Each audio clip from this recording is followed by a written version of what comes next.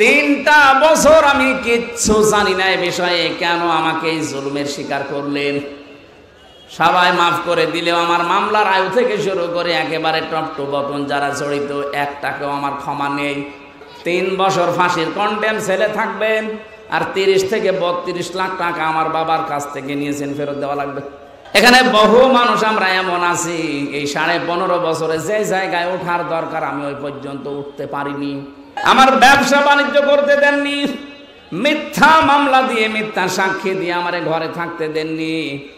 এত কষ্টের সাথে যারা জড়িত, আর আপনি এখন আস্তাগফিরুল্লাহ পড়বেন আল্লাহ মাফ করে দেবে, ইয়ার কি নাকি? কত অসহায় থাকে ওখানে মানুষ জানেন আপনি?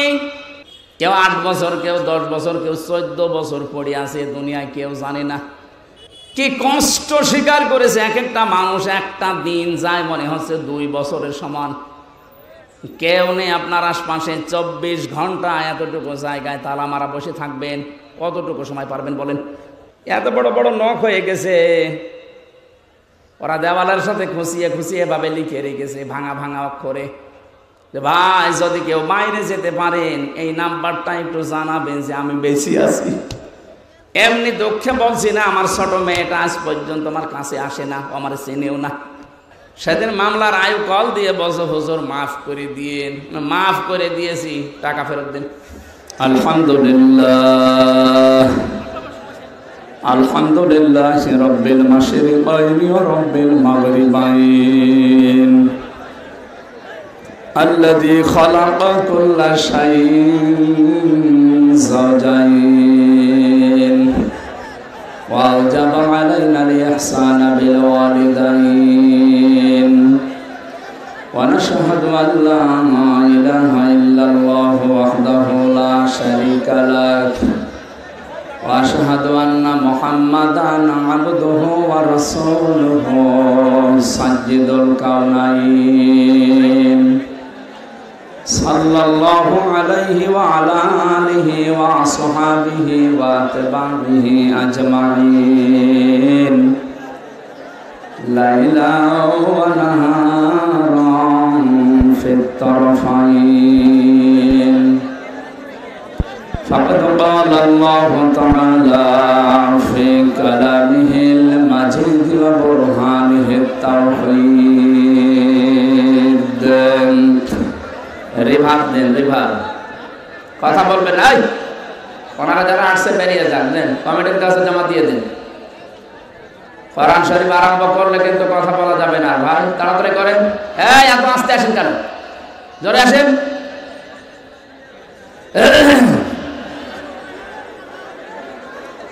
হ্যাঁ মিডিয়ায় তাড়াতাড়ি তাড়াতাড়ি।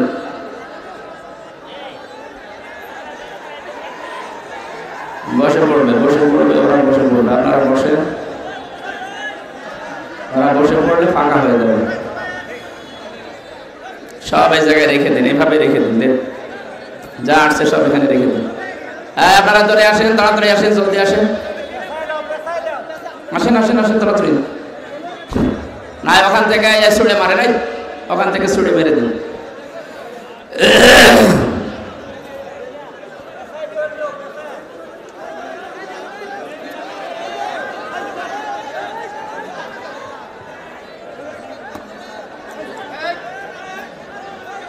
আউযু বিল্লাহি মিনাশ শাইতানির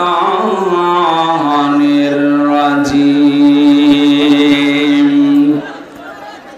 বিসমিল্লাহির রহমানির রহিম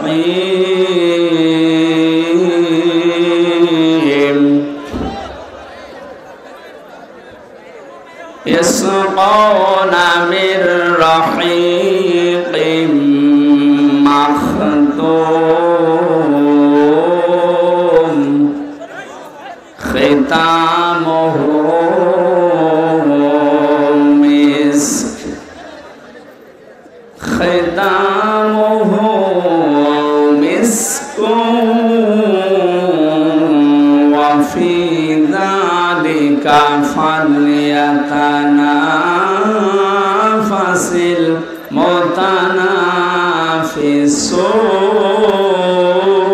মুতানাফিসুন ওয়া মিজ मिजाजुहु मिन तस्नीम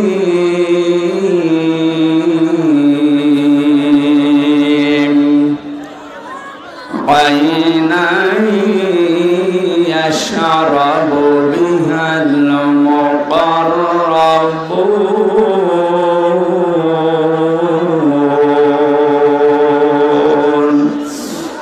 सदक़ता या रब्बना अल्लाहुम्मा सल्लि अला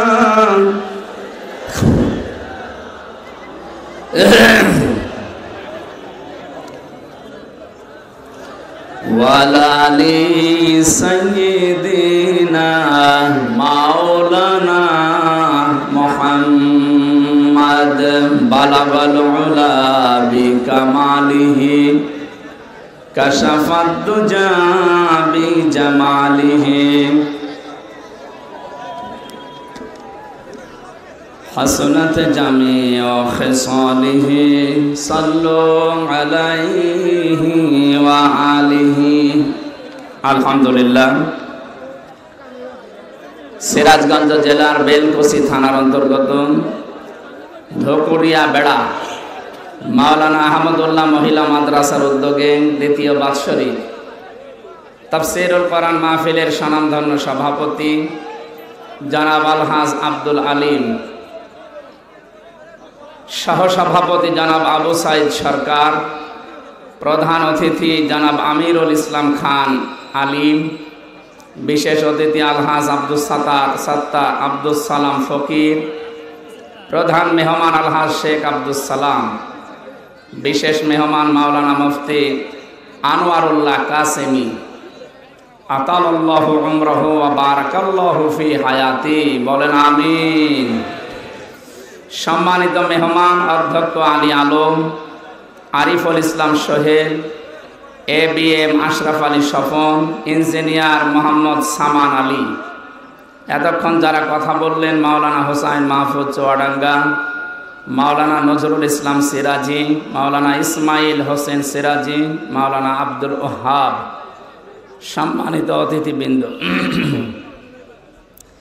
প্রধান পৃষ্ঠপোষক আলহাজ আবুল কাশেম সরকার, সার্বিক তত্ত্বাবধানে আছেন জনাব তোফাজ্জল হোসেন ঝন্টু, অন্যান্য সম্মানিত ব্যক্তিবর্গ, সামনে বসা মুসলমান ভাইরা, পর্দার আড়ালের সম্মানিতা মা এবং বোনেরা, প্রশাসনের ভাইরা, প্রাণপ্রিয় সিরাজগঞ্জবাসী, আল্লাহর দরবারে শুকরিয়া জানাচ্ছি যিনি কোরআনে কারীম শোনার জন্য ধৈর্য এবং সহ্য আমাদেরকে দিয়েছেন। খুশি হয়ে বলেন আলহামদুলিল্লাহ। গভীর রজনী, এখন রাত 10:43 বাজে। বাংলাদেশ সহ বিশ্বে কোরআনে কারীম প্রচার যারা করেছে আপনি তাদের জীবনী দেখেন। শহীদ আল্লামা দেলাওয়ার হোসাইন সাইদি রহমতুল্লাহ আলাইহি, তার কথাবার্তার আমরা দেখেছি সর্বোচ্চ রাত 9:30 10টার ভেতরে শেষ হয়ে যেত, কিন্তু আমাদেরগুলো শেষ হতে রাত 12টার আগে মনে হয় মাহফিল শুরু হয় না। বিশেষ করে এই সিরাজগঞ্জ, পাবনা আর সাতক্ষীরা, আমার 64 জেলায় যাওয়া আছে। অন্যান্য জেলাতে আমি 10:30 11টায় শেষ করে দেখেছি। এই সমস্ত জেলাগুলোর মানুষ আসে রাত 9টা 9:30টার পরে। এরা একবারে খাবার দাবার খেয়ে আসবে রাত 12টা 1টা 2টা বাজে, যা হয় হোক, ফজরের নামাজ তো পড়া লাগছে না। কি শান্তি দেখেন তো।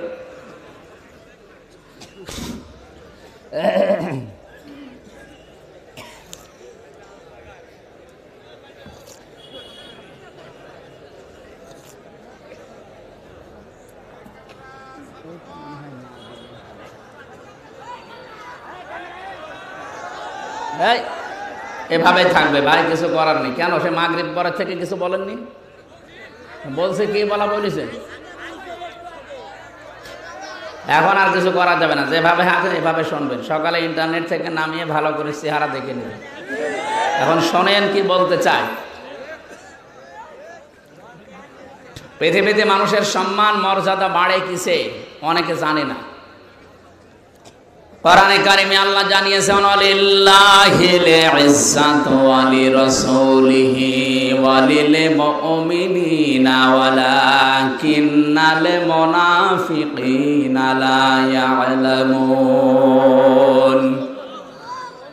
এই পৃথিবীতে সম্মান আর মর্যাদা এটা আমি আল্লাহর জন্য, আমার রাসূলের জন্য, আর তোমাদের ভেতরে যারা ঈমান আনার পরে মুমিন হয়েছে তাদের জন্য। কিন্তু মুনাফিক যারা, এটা তারা জানে না। ওরা মনে করে সম্মান আর মর্যাদা জোর জবরদস্তি দখলের ভেতরে। এই জন্য 15.5 বছরে বহু চেষ্টা চালিয়েছিল সম্মান পেতে, সম্মান তো পায়নি, মানুষ কুকুরের মতো ঘৃণা করে। কয়েকদিন আগে আমি মৌলভীবাজার থেকে আসছিলাম, মাহফিল পাবো না, এই জন্য বলছে হুজুর হেলিকপ্টারে চলেন। ওরা আসার সময় ব্রাহ্মণবাড়িয়া যখন পার হচ্ছিলাম, এই তাল গাছ নারিকেল গাছের উপর দিয়ে একেবারে নিচ দিয়ে যাচ্ছিলাম। নিচের মানুষগুলো যা হাঁটা চলা করছে দেখা যাচ্ছে। পাইলট সাহেবকে বললাম, ভাই এই যে হুক আছে, হেলিকপ্টারের যে হুক আছে, কি টান দিলে খুলে পড়ে যাবো? এখানে হাত দেওয়া যাবে না, হাত দিলে কিন্তু পড়ে যাবে। মনে মনে ভাবলাম, আল্লাহ 5 তারিখে যে 2 বোন একসাথে চলে গেল হেলিকপ্টারে, একটু খুলে যেতে পারল না। যদি একটু খুলে যেত, আর আমাদের বাংলাদেশের এরিয়ার ভেতরে যদি পড়ে যেত, তাহলে খেলা দেখতাম। শহীদ প্রেসিডেন্ট জিয়াউর রহমান, ওনার স্ত্রী একজন বিধবা বেগম খালেদা জিয়া, তার একটা ছেলে মারা গেছে, একটা ছেলে আছে বাইরে, সে প্রায় কতদিন জেলখানায় আবদ্ধ। এরকম কঠিন পরিস্থিতিতে তার স্বামীর বাড়ি থেকে তাকে যেদিন উৎখাত করে, যেভাবে কাঁদছিল, এই কাদা দেখে সারা পৃথিবীর মানুষ যারা বাংলা ভাষা বোঝে, চোখের পানি তারাও কেঁদেছে। যে একজন মানুষ শুধু আনন্দ করেছে যে না, ঠিকই আছে। এই কথা বলে না কেন? আমার মনে মনে হচ্ছিল যদি ওই দিন সত্যি হেলিকপ্টারের একটু হুকটা খুলে আল্লাহ যদি ফেলে দিত, তো অনেকে হাতের যে কিছু আছে এটা মিটাইত, যে যেমনি দিয়ে পারে একটু ভক্তা করে দিত, তখন বুঝতো ঠেলা কারে বলে। একটা বিধবা মেয়ে লোককে আপনি বাড়ি ছাড়া করলেন, এর গজব মনে হয় আল্লাহ লাগিয়েছে যে আপনাকে দেশ ছাড়া করে দিয়েছে। মাত্র 4 মাসের ভেতরে 2 জন স্বৈরাচার দুনিয়া থেকে, তার দেশ থেকে বিদায় নিল, চরম অপমানিত হয়ে। কিছুদিন আগে বিদায় নিয়েছিল উনি, আর গতকালকে বিদায় নিয়েছে আর একজন ওনার ভাইরা ভাই। সবই স্বৈর শাসক। এই জন্য স্বৈরাচার যারা, তারা যেন শিক্ষা নেয় যে জোর করে সম্মান পাওয়া যায় না। কথা বলেন না কেন? বহু চেষ্টা চালায়নি, ইউনিয়ন থেকে শুরু করে সংসদ পর্যন্ত প্রত্যেক জায়গায় শিকড় গেড়ে দিয়েছিল নিজেদের লোক নিয়ে, না তাও হয়নি। আল্লাহ পাক বলেন, ফাতিল কাবয়তুহুম খাবিয়াতাম বিমা যালামু। হে নবী, আপনি এই ঘরগুলো একটু দেখেন, এই সেই ঘরগুলো, এই সেই ঘরগুলো খাবিয়াতান, আমি জনশূন্য করে দিয়েছি, পরিত্যক্ত বানিয়ে দিয়েছি, উজাড় গৃহ বানিয়ে দিয়েছি, বিমা যালামু, তাদের জুলুমের কারণে। এই আয়াতটা যে কত বাস্তব তার প্রমাণ 2024 সালের 5 আগস্টের বিকাল আসতে আসতে আল্লাহ দেখিয়েছে। আপনি শুধু বাংলাদেশের দিকে তাকান, 630টা থানা আছে এই দেশে। কত? 630টা থানার যেখানে যেখানে জালেমদের বাড়ি ঘর ছিল, আপনি দেখেছেন খাবিয়াতাম বিমা যালামু, এদের জুলুমের কারণে আল্লাহ পুরা বাড়িকে পরিত্যক্ত করে দিয়েছেন। কুষ্টিয়ায় আমার হানিফের বাড়ি, আপনি এখন যে দেখবেন আর বাড়ি নেই, পায়খানার প্যান পর্যন্ত মানুষ খুলে নিয়ে চলে গেছে। ওটা এখন জাতীয় টয়লেট হয়ে গেছে। কথা বলছেন এখন? 5 দিন আগের পেপারে দেখলাম, ওই যে ঢাকার যে বাড়িটা এত অহংকার করতো, যেটা নিয়ে যেখানে অনেকে আবেগে গিয়ে চুমা খেত, ওই বাড়িটা এখন দলবদ্ধ হয়ে মানুষ টয়লেট করছে। 4-5 জনের ছবি দেওয়া দেখলাম পেপারে, এদিকে একজন, ওদিকে একজন, ওদিকে একজন, ওদিকে একজন, মেশিন লাগিয়ে শুরু করেছে। মনে হচ্ছে জামাতবদ্ধ প্রসাব চলছে। এর কারণ আছে, কারণ নেই কেন? একবারে 4-5 জন যাচ্ছে। এবার আসেন কারণ আমি দেখাচ্ছি।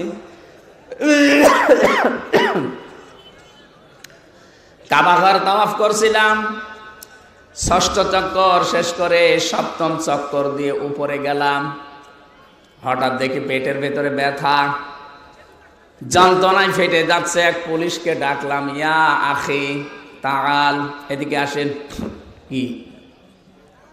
ওনারে বললাম এখানে ফার্মেসি আছে। কেন? এতক্ষণ তো আমার ভালোই লাগছিল, হঠাৎ এখন আমার পেটে ব্যথা করছে, আমি ঔষধ কিনতে যাব। উনি আমারে বলে, ইয়া হাজি ওর হজ্জা তাই না বিলাদুকা। ও হাজি, দেশ কোথায়? জি তুমি বাংলাদেশ। বাংলাদেশ থেকে এসেছি। আমার দিকে তাকিয়ে বলছে ওর ভাষা দিয়ে যে, হাজি আপনি জানেন না এটা কোন জায়গা? না তো। আবু জাহেলের বাড়ি। আপনি এখনো পায়খানা না করে দাঁড়িয়ে আছেন, তাড়াতাড়ি করেন। পায়খানা করে দেখি আমার পেটের ব্যথা ভালো হয়ে গেছে। আল্লাহ যেন আমাকে হাতে ধরে জিজ্ঞাসা করতে চাচ্ছে, হামজা এত দূর থেকে আসলে 6,500 কিলোমিটার, কত? 6,500 কিলোমিটার দূর থেকে আসলে এত কষ্ট করে আর ওই শয়তানের বাড়ি পায়খানা না করে চলে যাবা? তাড়াতাড়ি করো। সত্যি এক কাজ করে দেখছি আমার পেটের ব্যথা ভালো। আমার তো মনে হচ্ছে জালেমদের বাড়িঘর আল্লাহ খবিয়াতান বানিয়ে দিয়েছে মানুষের প্রসাব পায়খানার জন্যে। ঠিক পর্যন্ত না, এর পরেরটা শোনেন। ইন্না ফি যালিকা লায়াতাল লিকাউমিন ইয়ালামুন। এখানে আলেম যারা আছে লামে তাকিদ আছে। ইন্না ফি যালিকা লাআয়াতান, আল্লাহ বলেন অবশ্যই এর ভেতরে শিক্ষা আছে। লিকাউমিন ইয়ালামুন, যারা জ্ঞানী মানুষ তাদের জন্যে। প্রধান অতিথি, বিশেষ অতিথি, সভাপতি, দেখেন সব জ্ঞানী মানুষ। সামনে যারা আছেন আমি বিশ্বাস করছি আপনাদের জ্ঞান আছে। আয়াতের শিক্ষাটা তো জ্ঞানী মানুষ নেবে নাকি? কি এটা? আল্লাহ জেলা আয়াতান দিলেন, ইন্না ফি যালিকা, এর ভেতরে শিক্ষা আছে। কি সেই শিক্ষা? 15.5 বছরে এত বড় গভীর শিখর আল্লাহ যদি উপড়ে ফেলতে পারে, এদের বাড়ি ঘর যদি জোড়াজগড়িয়ে বানিয়ে দিতে পারে, জনশূন্য করে দিতে পারে, ভবিষ্যতে যারা চেয়ারে বসবে এরাও যদি জালেম হয় তাদেরকেও আল্লাহ জনশূন্য করে দেবে। এইটা শিক্ষা। আমি জানি এই শিক্ষা অনেকে তো নেবেই না, আরো মনে করবো ওইরকম বলেই থাকে। যেদিন নিজের ঘাড়ে পড়বে সেদিন টের পাবে। সিরাজগঞ্জবাসী,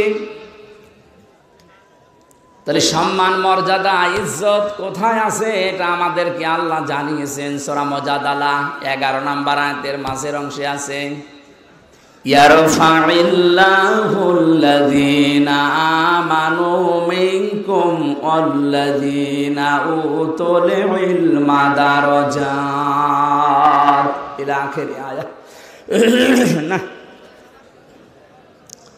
আল্লাহ পাক বলেন ইয়ারফা, এটা মজারে, বর্তমান, ভবিষ্যৎ, প্রেজেন্ট, ফিউচার। দিন যত যাবে তাদের সম্মান মর্যাদা বাড়তেই থাকবে। কাদের? তোমাদের ভেতরে যারা ঈমান আনবে, দুনিয়াতে যাদেরকে ইলম দেওয়া হবে, এই 2টা গুণ যাদের আসবে তাদের দিনের পর দিন মর্যাদা বাড়বে। প্রশ্ন আসতে পারে, তামাম দুনিয়ায় 850 কোটির উপরে মানুষ, সম্মান মর্যাদা বৃদ্ধি হওয়া দূরের কথা, আমাদের অন্তত হালকা পাতলা যাদের ঈমান আছে তারা আরো মায়ের খাচ্ছি। কথা বলেন না কেন? যদিও সুসংবাদ, কালকে সিরিয়া স্বাধীন হয়ে গেছে। আমরা চাচ্ছি আল্লাহ খুব তাড়াতাড়ি ফিলিস্তিনটাও তুমি স্বাধীন করে দাও। মুসলিমদের এই শক্তি যত বৃদ্ধি হবে, প্রতিবেশী নামে কলঙ্ক, এই দাদারা তত ভয় পাবে। আশপাশের যতগুলো রাষ্ট্র আপনি তাকান, পাকিস্তান, আফগানিস্তান, নেপাল, ভুটান, চীন, মায়ানমার, প্রত্যেকটা রাষ্ট্রের সাথে ওদের সম্পর্ক একটাও ভালো নেই। প্রতিটি বর্ডারের দিকে একটু খোঁজ নিয়ে দেখেন, পাকিস্তান বর্ডারে ওরা মার খায়, চীনের বর্ডারে মার খায়, আফগানিস্তানের একটা সরু বর্ডার আছে ওখানে গেলেও মার খায়, নেপালের মতো জায়গায় মার খায়, মায়ানমারেও মার খায় মাঝে মাঝে, শুধু মারে আমাদেরকে। এমন প্রতিবেশী পেয়েছি, শুধু মার খাই আমরা, ঘৃণা করি তাদেরকে, আমরা থুতু নিক্ষেপ করি তাদের এই আচরণের উপরে। সারা বিশ্বের মোড়লদেরকে ওরা এতদিন পর্যন্ত জানিয়েছে বাংলাদেশের সংখ্যালঘু নির্যাতন হয়, অথচ বিশ্ব এখন দেখছে সবচাইতে বেশি সংখ্যালঘু নির্যাতন ভারতে হয়। ওখানে ওরা খ্রিস্টান মেয়েদেরকে উলঙ্গ করে নাচি হাঁটিয়েছে রাস্তায়।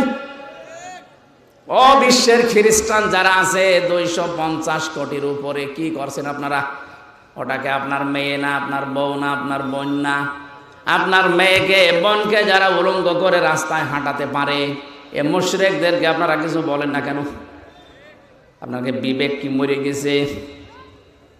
আমরা নাই পারি না তাই কিছু করি না, আপনারা তো অন্তত পারার জায়গায় আছেন। মসজিদগুলো যখন ভেঙে ভেঙে ভুয়া ধোয়া তুলে, কি বললাম, ভুয়া ধোয়া তুলে মসজিদগুলো ওরা ভেঙ্গে ভেঙ্গে মন্দির বানাচ্ছে। আজমির শরীফের নিচে নাকি ওদের মন্দির ছিল 1000 বছর আগে। আমরা যদি এখন তোলে যে ঢাকার স্বামীবাগের ইসকন মন্দির 500 বছর আগে এখানে মসজিদ ছিল, কেমন লাগবে আপনার বলেন? ওদেশে আপনারা সংখ্যা গরু, এজন্য সংখ্যালঘু মুসলমানদের ওপর অত্যাচার করেন। আমাদের ইসলামে যদি সত্যি ওই রকম কিছু থাকতো, এদেশে 4 ভাগ মাত্র হিন্দু আছে, একটারও এখানে থাকতে দিতেন না। আপনারা ধোয়া তুলবেন, এই জন্য আগস্টের 5 তারিখের পর থেকে দেশের জনগণ নিজেদের দায়িত্ব নিয়ে মন্দির পর্যন্ত পাহারা দিয়েছে। বাংলাদেশ জামাত ইসলামের শ্রদ্ধাভাজন আমির ডাক্তার শফিকুর রহমান, উনি ওই দিনই ঘোষণা দিয়েছে, বাংলাদেশে মসজিদ যেমন পাহারা দেওয়া লাগে না, মন্দিরও পাহারা দেওয়া লাগবে না। এই জন্যে কেউ যেন বিশৃঙ্খলা তৈরি করে বিশ্বের মান দরবারে আমাদেরকে কলঙ্কিত করতে না পারে যে আমরা সংখ্যালঘু নির্যাতন করি। বলেন পাহারা দিন। আপনারা কোন জায়গায় আঘাত করতে পারেন ওটা কোরআনে কারীম আমাদেরকে আগেই জানিয়ে দিয়েছেন। ওয়ালা তাসুবুল্লাযীনা ইয়াদউনা মিন দুনিল্লাহ। রব্বুল আলামিন বলেন কোরআনে কারীমে আছে এটা, হে নবী উম্মতদেরকে জানান, আমি আল্লাহ বাদে ওরা যাদেরকে ডাকে ওদের দেবতাদেরকে গালি দিবা না। তাহলে ওরা না জেনে শেষ পর্যন্ত আমি আল্লাহকেও গালি দিয়ে ফেলবে। বাংলাদেশে মেজরিটি মাইনরিটি বলতে কিচ্ছু নেই, এটা হয়তো ভারতে থাকতে পারে, আমাদের দেশে এটা। কথা বলেন না কেন? আরো জোরে বলেন।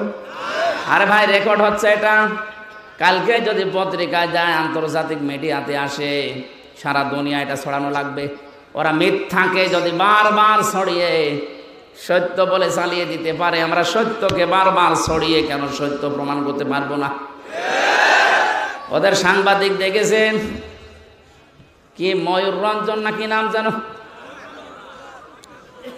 আমার মনে হয় শয়তান, তো আমি দেখিনি, ওর তিড়িং বিড়িং নাচ দেখলে আমার মনে হয় শয়তান যদি দেখতাম তো এরকম হতো। টাটকা নির্ভেজাল শয়তান, খালি বানানো কথা ছাড়া ওর মুখে কোনো কথা নেই। হকা এখন শুনছে নাকি চট্টগ্রাম ওরা দখলে নেবে। আরে ভাই আপনারা কি যৌতুক নেবেন নাকি? আর যৌতুক দেব কি করে? মেয়ে তো আমরা দেইনি, মেয়ে তো পালিয়ে গেছে। পালানো মেয়ের কোনোদিন যৌতুক দেওয়া লাগে? বিয়েই তো এখনো আমরা গার্জিয়ান যারা বিয়েই মানি না, যৌতুক কিসের? আর যৌতুক নেওয়া দেওয়া হারাম, মুসলমানরা হারাম কাজ করবে না। আর হারাম কাজ কেউ করতে আসলে তারে ছাড়বে না। চোখ তুলে তাকান, 7 সিস্টার থাকবে না। দাদারা ভয় পাচ্ছে, এমনি পাগল হয়ে গেছে ওরা। ডক্টর মোহাম্মদ ইউনূস শুধু একটু হাঁ করেছিল, যদি বাংলাদেশ শান্তিতে না থাকে 7 সিস্টার শান্ত থাকবে না। ওরা পাগল হয়ে গেছেন। কি গো, হ্যাঁ এতদিন বলেছি কি, আর এ কি বলছে? ওরা দুর্বিসন্ধি করে আমাদেরকে ভয় দেখাতে চিকিৎসা থেকে বঞ্চিত ঘোষণা দিয়েছিল। এখন এই 3 দিন দেখি কাঁদতেছে, না আপনারা আসেন, 40 ভাগ ছাড় দিলাম, যাব না। দরকার হয় পাকিস্তানে যাব, তুরস্কে যাব, চীন দেশে যাব। আমরা যাই, এই দেশে যারা দায়িত্বে আছেন, আমি ভারতে বহুবার গেছি, বহু রাজ্যে আমি ঘুরে বেড়িয়ে দেখিয়েছি। এদের যে ভয়টা, সবচাইতে বেশি ভয় মুশরিকদের ভেতরে মরণের ভয়। সূরা বাকারার ভেতরে আল্লাহ জানিয়েছেন, ওয়ালা তাজিদান্নাহুম আহরাসান নাসি আলা হায়াতিন ওয়া মিনাল্লাযিনা আশরাকু। হে নবী, এই পৃথিবীতে সবচাইতে বেশি জীবনের প্রতি মায়া মহব্বত দেখতে পাবেন মুশরিকদের। কাদের? ওরা মরতে চায় না, যেভাবেই হোক বেঁচে থাকতে চায়। ইয়াওয়াদ্দু আহাদুহুম লাউ ইউআম্মারু আলফা সানা। ওদেরকে যদি বলেন তোমরা 1000 বছর বেঁচে থাকবা, ওরা বলবে আরো বাঁচতে চাই। মুশরিকরা সবচাইতে বেশি ভয় পায় মৃত্যুকে। আর আমাদের ঈমান যাদের আছে, আমরা সবচাইতে বেশি ভালোবাসি মরণকে। কারণ মৃত্যু মুমিনের জন্য হাদিয়া, তওফা। এটা যত তাড়াতাড়ি আসবে, ওয়েলকাম দিয়ে ফেরেশতারা আপনাকে তার বানানো জান্নাতে ঢুকিয়ে দেবে। এটা আমি বানালাম না। সূরা নাহাল 32 নাম্বার আয়াতে আল্লাহ জানিয়েছেন, কিন্তু এটা মিলা লাগবে আবার আপনার জীবনে। আল্লাযীনা তাতাওয়াফফাহুমুল মালাইকাতু তাইয়্যিবিনা ইয়াকুলুনা সালামুন আলাইকুম উদখুলুল জান্নাতা বিমা কুনতুম তা'মালুন। বলেন আল্লাহু আকবার।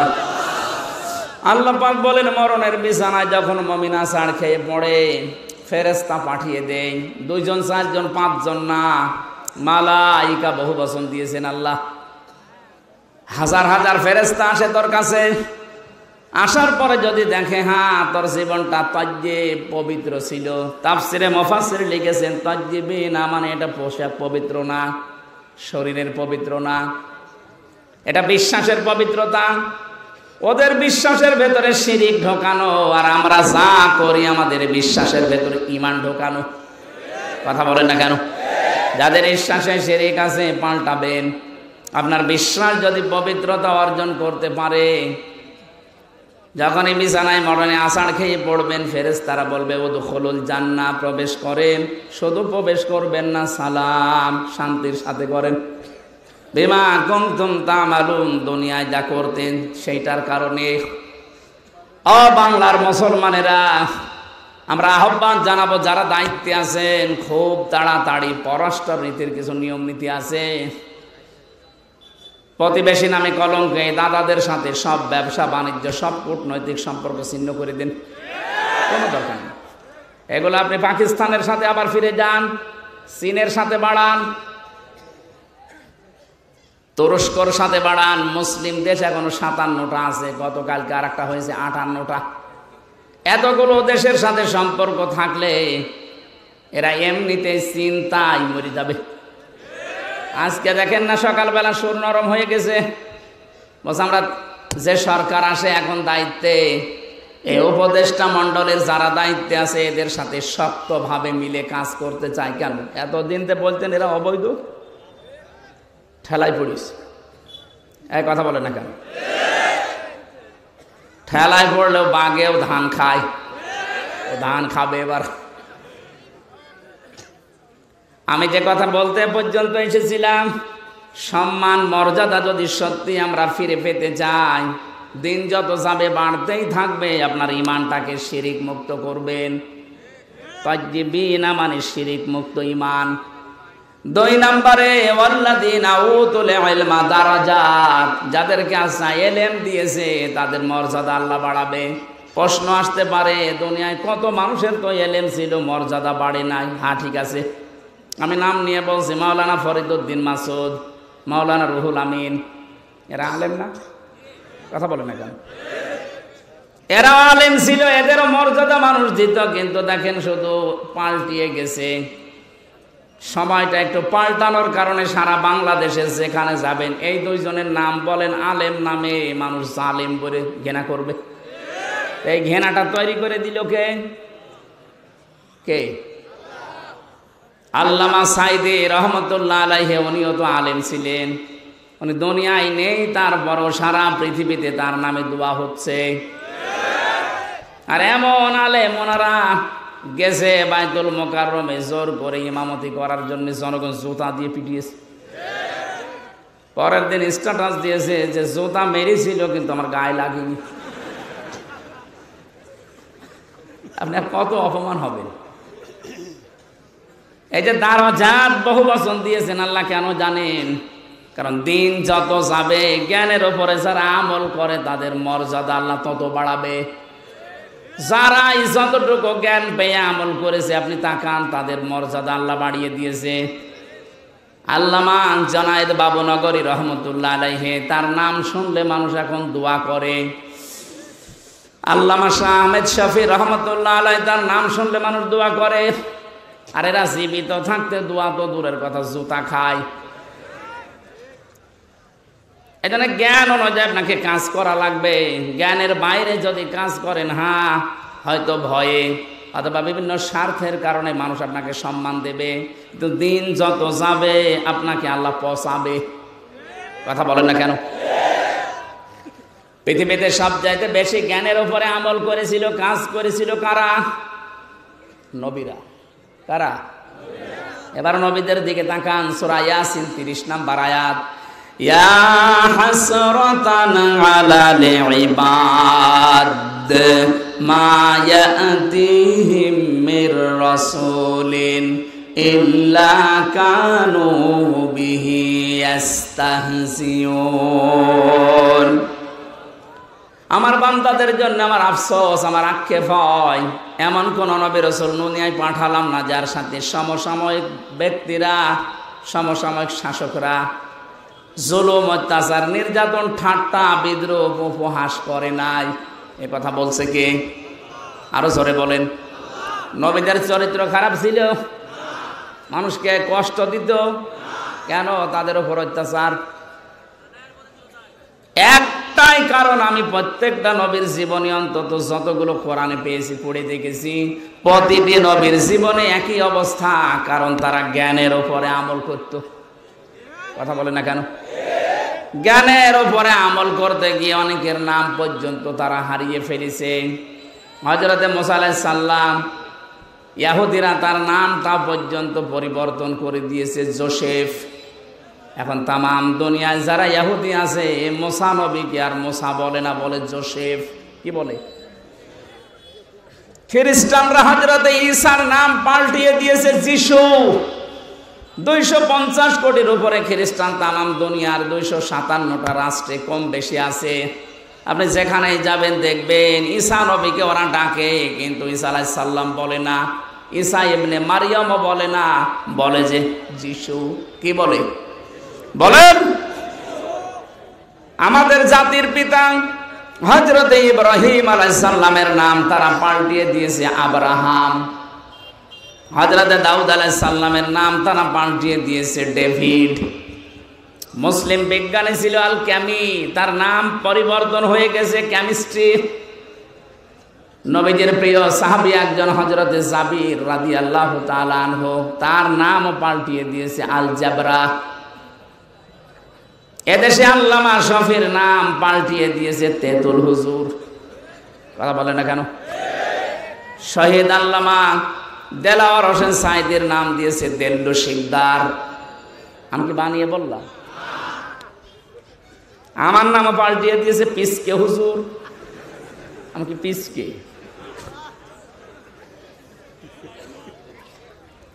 সত্যি কথা বলতে কি, জ্ঞানের উপরে যারাই দুনিয়াতে কাজ করবে, এটা ইহুদি খ্রিস্টান অমুসলিমদের কাজ। ওরা নাম পাল্টায়, ওরা নামের পরিবর্তন করতে পারলে ওদের আনন্দ লাগে। এই জন্যে শহীদ আন্তর্জাতিক জিয়া বিমানবন্দরের নাম পাল্টিয়ে আলাদা করে দিয়েছে। কথা বলেন না কেন? ওয়ালা তালমিজু আনফুসাকুম ওয়ালা তানাবাজু বিল আলকাব বিইসাল ইসমুল ফুসুক বাদাল ঈমান ওয়া মান লাম ইয়াতুব ফাউলাইকা হুমুজ জালিমুন। আল্লাহ বলেন নাম পাল্টাবা না। আজ যারা নাম পাল্টানোর হিরিক 15 বছর তৈরি করেছিলেন, কি হয়েছে? সে নাম তো আবার সব পাল্টিয়ে যাচ্ছে। কথা বলেন না কেন? টয়লেট থেকে শুরু করে সংসদ পর্যন্ত প্রতিটি জায়গায় নাম পাল্টাতে পাল্টাতে আর পারে নাই। সেটা পায়খানা টয়লেটের নামও দিয়েছে বঙ্গবন্ধু টয়লেট। তার কোথায় দেবেন? জাতে মাতাল হলো, কিন্তু তালে ঠিক ছিল। জিয়ার নাম মুছে দিয়েছে ঠিক, এমন একজনের নাম দিয়েছে যেটা মুসলমানদের আবেগের জায়গা, যেন এটা পাল্টাতে না পারে। আপনি এখান থেকে মুছে দিয়ে কি করবেন? আমি আরাফাতের ময়দানে ছিলাম, ওখানে জিয়াউর রহমান লক্ষ লক্ষ গাছ লাগিয়েছে, নিম গাছ। ওটাকে এখন আর ওই দেশের মানুষ নিম গাছ বলে না, বলে জিয়া গাছ। হয়তো ওনার জীবনী থেকে আমি এই কাজটা পেয়েছি। জীবনে যদি আল্লাহ ওনার একটা কাজও পছন্দ না করে, হাজিদের আরাফাতের ময়দানে একটা শান্তির ব্যবস্থা। কি গরম জানেন ওই দেশে? 40, 42, 45, 55 ডিগ্রি সেলসিয়াস চলে। সেখানে একটা নিম গাছের ছায়া পেলে মানুষ মনে হয় আকাশ আমার মাথার উপরে নেমে এসেছে। এই যে লক্ষ লক্ষ হাজী সাহেবেরা আরাফাতের ময়দানে যেহেতু দোয়া কবুল হয়, শহীদ প্রেসিডেন্ট জিয়াউর রহমানের নামে যদি দোয়া করে, আল্লাহ তুমি ওর জীবনের যা হয়েছে হয়েছে মাফ করে দাও, আল্লাহ মাফ করতে পারে না? কথা বলে না কেন? আমরাও দোয়া করছি, আল্লাহ তুমি তাকে মাফ করে জান্নাত দিয়ে দাও, বলেন আমিন। বাংলার মানুষেরা যে কথাটা বলার জন্য এই যে মানুষের নাম পরিবর্তনের হেডিক, এটা ইহুদি আর খ্রিস্টানদের। বাংলাদেশে এই কালচার চালু করেছিল 15.5 বছরে যারা ছিল তারা। কেন আপনি আল্লামা শফির নাম পাল্টিয়ে দিলেন? তেতুল হুজুর একটা নাম হলো। কথা বলেন না কেন? নাম পাল্টিয়ে পাল্টিয়ে যাদের বিচার করে করে আব্দুল কাদের মোল্লা নাম পাল্টিয়ে দিয়েছেন।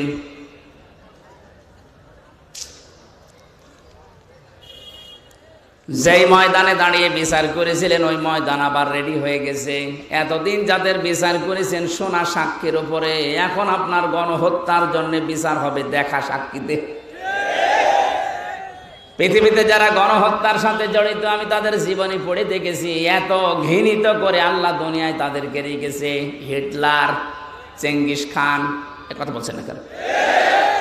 ওরা যদি গণহত্যার সাথে জড়িত হওয়ার কারণে ওদের আল্লাহ ঘৃণিত করে দেয়, নিন্দিত করে দেয়, এখন কি কেউ হিটলার ছেলের নাম রাখে?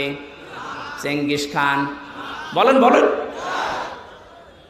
আপনি যা করেছেন আপনার নাম সুন্দর হতে পারে, যোগের আবর্তনে কালের আবর্তনে দেখবেন সময় একদিন আসবে আপনার নামটাই গণহত্যার কারণে চেঙ্গিস খানের মতো হিটলারের মতো ঘৃণিত হয়ে যাবে। যাদেরকে আপনি করেছিলেন তাদের নাম তো ঘৃণিত হয়নি, এখন তাদের নাম শুনলে মানুষ রহমতুল্লাহ আলাই পড়ে। 50 বছর পার হোক, আমরা যেহেতু এখানে আর 100 বছর পরে কেউ থাকবো না, নতুন প্রজন্ম এই জমিন চাষ করবে, দেখবেন ওই জামানায় মানুষ এটাকে গালি হিসাবে ব্যবহার করবে চেঙ্গিস খানের মতো। কথা বলেন না কেন? কারণ যারা জুলুম করে সবচাইতে বেশি আল্লাহ পাক তাদের দিকে তাকিয়ে থাকেন। আলা তাহসাবান্নাল্লাযীনা তাহসাবান্নাল্লাহা গাফিলান আম্মা ইয়ামালুজ জালিমুন। সূরা ইব্রাহিম 13 নম্বর পারা 19 নম্বর 12 নম্বর লাইনের 42 নম্বর আয়াতের প্রথম অংশে আছে, আল্লাহ পাক বলেন, হে নবী আপনি কি মনে করেন যে জালেমদের কোনো খোঁজ আমি রাখি না? সবচাইতে বেশি খোঁজ খবর রাখি আমি জালেমদের। কাদের? এজন্য যারা জুলুম করেছিলেন এই জামানায়, বিশেষ করে 15.5 বছরের জুলুম মানুষ বলতে পারে না, আমি তো পারি না, কারণ আমি নিজে শিকার। কথা বলেন না? 3টা বছর আমি কিচ্ছু জানি না এ বিষয়ে, কেন আমাকে এই জুলুমের শিকার করলেন? সবাই মাফ করে দিলেও আমার মামলার আয়ু থেকে শুরু করে একেবারে টপ টু বটন যারা জড়িত, একটাকেও আমার ক্ষমা নেই। ক্ষমা করতে পারি, আমি যা করেছিলাম ওই কাজ আপনাকে করা লাগবে। 3 বছর ফাঁসির কন্টেম সেলে থাকবেন, আর 30 থেকে 32 লাখ টাকা আমার বাবার কাছ থেকে নিয়েছেন, ফেরত দেওয়া লাগবে। সেদিন মামলার আয়ু কল দিয়ে বলছো, হুজুর মাফ করে দিয়েন। মাফ করে দিয়েছি, টাকা ফেরত দিন। টাকা ফেরত দেবেন না, মাফ চাবেন মানে? শুধু আমি হামজা না, এরকম হাজার লক্ষ হামজা ভিকটিম আছে, যার কাছে যারা অপরাধ করেছেন তার কাছে যে আগে ওই টাকা ফেরত দেবেন, ক্ষতিপূরণ দিয়ে বলবেন আস্তাগফিরুল্লাহ। কথা বলেন না কেন? এখানে বহু মানুষ আমরা এমন আছি, এই 15.5 বছরে যে জায়গায় ওঠার দরকার আমি ওই পর্যন্ত উঠতে পারিনি। এই কথা বলেন না কেন? আমার ব্যবসা বাণিজ্য করতে দেননি, মিথ্যা মামলা দিয়ে মিথ্যা সাক্ষী দিয়ে আমারে ঘরে থাকতে দেননি। 15টা বছর অনেকে এমনও আছে যারা গাছতলায়, বাঁশতলায়, পানের বরজে, ধানের খেতে, ভুট্টা খেতে কাটিয়েছে। এত কষ্টের সাথে যারা জড়িত, আর আপনি এখন আস্তাগফিরুল্লাহ পড়বেন আল্লাহ মাফ করে দেবে, ইয়ার কি নাকি?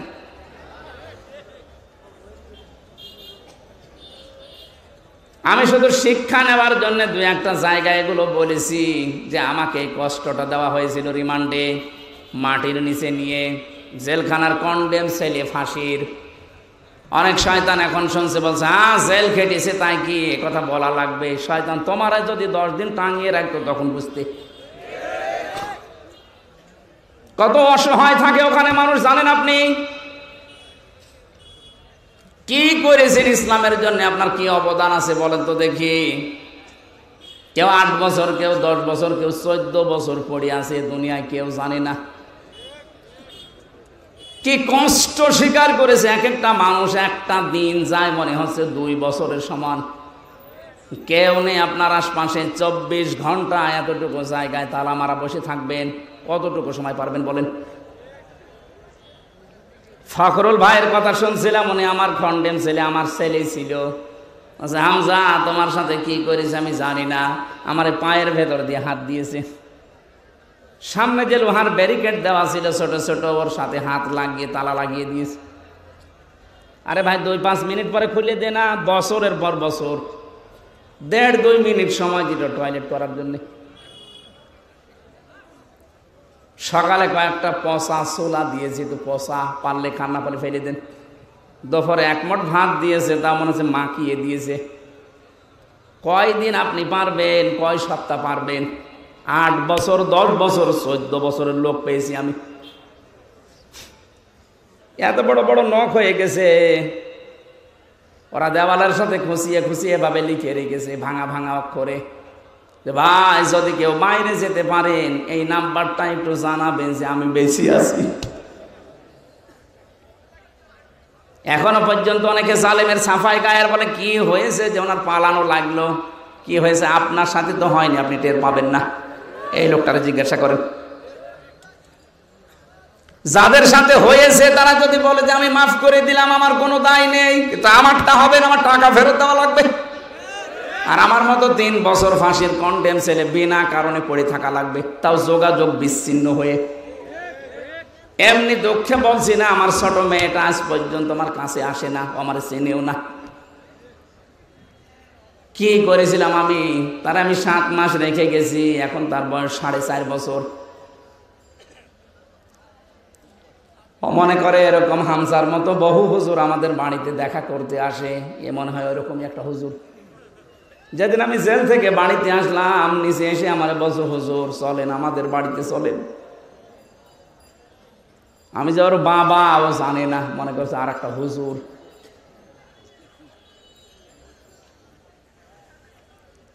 ফেসবুকে যারা উল্টা পাল্টা কথা ছড়ান আমার নামে, বাস্তবতা বুঝে ছড়াবেন। কি ঝড় গেছে আমার এই ছোট জীবনের ওপর, আপনি টের পাচ্ছেন।